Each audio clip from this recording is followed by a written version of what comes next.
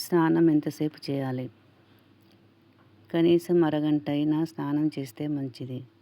4 చెంబులతో శరీరాన్ని బాగా తడిపి, సున్నిపిండి ఇలాంటి వాటితో శుభ్రంగా రుద్దుకొని, ఆపై 8 చెంబులతో శుభ్రపరచుకోవాలి.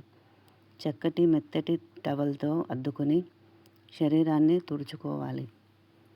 స్నానానంతరము శరీరంలోని అవయవాలను శుభ్రంగా తుడుచుకోకపోవడం వల్ల అనేక రోగాలు వస్తాయి. ప్రాణాంతకమైన క్యాన్సర్ వంటివి వచ్చే అవకాశం ఉంది. మర్మాంగాల వద్ద సరైన గాలి తగలకపోవడం వల్ల ఆ ప్రదేశాల్లో సూక్ష్మజీవులు అభివృద్ధి చెందుతాయి. శుభ్రంగా స్నానం చేసుకొని ఫ్యాన్ కింద ఓ నిమిషం పాటు నిల్చుని ఆపై దుస్తులు ధరించండి.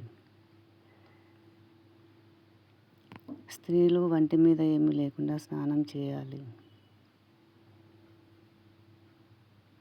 మగవారు ఏదో ఒక గుడ్డ చుట్టుకొని స్నానం చేయాలి. తెల్లవారుజామున 4-5 మధ్య చేసే స్నానం ముని స్నానం అనగా ఋషి స్నానం. ఉదయం 5-6 మధ్య చేసేది దైవ స్నానం. 6-7 మధ్య చేసేది మానవ స్నానం. ఆపై చేసేది రాక్షస స్నానం. చన్నీటి స్నానం మంచిది. నదీ స్నానం ఉత్తమోత్తమం. చెరువు స్నానం మధ్యమం. నూతి స్నానం అధమం.